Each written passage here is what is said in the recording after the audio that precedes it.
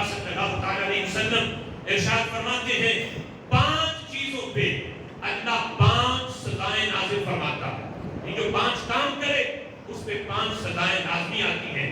ان میں پہلی چیز میرے آقا فرماتے ہیں جو عہد شکنی کرے، وعدہ خلافی کرے، کسی سے وعدہ کر کے توڑ دے، تو میرے آقا فرماتے ہیں خالق کائنات جل جلالہ ان پہ دشمن کو مسلط کر دیتا ہے۔ دشمن مسلط ہو جاتے ہیں ان پہ، دشمن کا روب اور دبدبا ان پہ طاری ہو جاتا ہے۔ اور دوسری چیز میرے آقا فرماتے ہیں جو احکام الہی کا کے خلاف فیصلہ کرے، احکام الہی اور ہیں ان کے خلاف فیصلہ کرے، فرمایا رب ذوالجلال اس قوم کو تنگ دستی میں مبتلا کر دیتا ہے۔ اور احکام الہی کے خلاف فیصلہ، آسیہ ملعونہ کو صحیح سلامت ملک سے فرار کرانا، یہ بھی احکام الہی کی خلاف ورزی ہے۔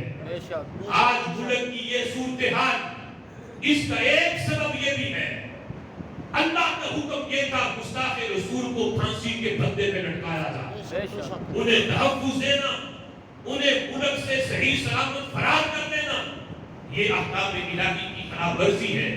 اللہ فرماتے ہیں سود حرام ہے، لیکن حکومتی پناہ کے اندر سود کے کاروبار کو پروان چڑھایا گا، بینکوں کے اندر سود کو ختم نہ کیا گا بلکہ مزید اس کو پروان چڑھایا گا، یہ بھی حکم الہی کی خلاف ورزی ہے۔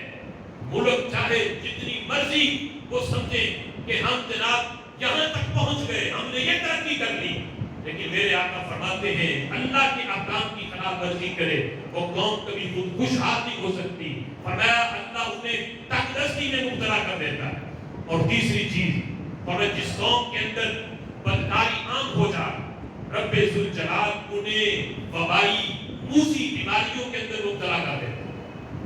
آج کہتے ہیں فلاں وائرس پھیل گیا، فلاں وائرس پھیل گیا، اور کہتے ہیں یہ فلاں کی جناب سازش ہے، فلاں کی سازش ہے، اپنے گریبان میں جانتا ہی نہیں کہ ہو سکتا ہے یہ ہمارے اعمال کا وبال نہ ہو۔ جس قوم کے اندر بدکاری عام ہو جائے، آج زنا کو بھی ہمارے ملک کے اندر بھی سے فریش سمجھا جاتا ہے، اسے گناہ ہی نہیں سمجھا جا رہا، اور باقاعدہ سرکاری پناہ کے اندر اس قسم کے اڈے قائم ہیں جہاں یہ سارے کام ہو رہے ہیں، اسے کوئی گناہ نہیں سمجھ رہا۔ فرمایا جس قوم کے اندر بدکاری عام ہو جائے میرے آقا فرماتے وہاں وبائی اور موذی امراض پھیل جاتی ہیں۔ اور فرمایا جو قوم ناپ تول میں کمی کرے، فرمایا زرعی پیداوار کی برکت وہاں سے ختم ہو جاتی ہے۔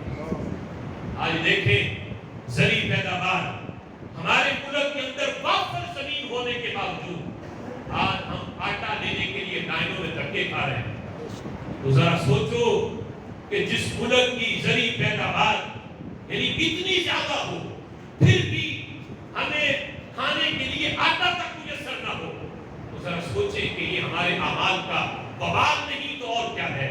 ناپ تول میں کمی کا سبب یہ ہے۔ فرمایا کہ رب ذوالجلال یہ عذاب نازل کرتا ہے، زرعی پیداوار میں برکت نہیں رہتی۔ اور 5ویں چیز حضور فرماتے جو بندہ زکات نہ دے اللہ رحمت کی بارشیں اس قوم سے دور کر دیتا ہے، رحمت کی بارش نازل نہیں فرماتا۔ اور ہمیں یہ تھوڑی بہت جو ہوتی ہے یہ اس لیے ہے کہ رب ذوالجلال کی جو دوسری مخلوق ہے جانور، ان کا خیال ہے کہ کہیں یہ بارش بھی نہ آئے تو کہیں یہ جانور بھوکے نہ رہ جائیں، تو تھوڑی بہت جو نازل کرتا ہے اللہ اپنی دوسری مخلوق کی وجہ سے کرتا ہے۔ جو قوم زکات نہیں دیتی اللہ ان سے رحمت کی بارش منقطع فرما لیتا ہے۔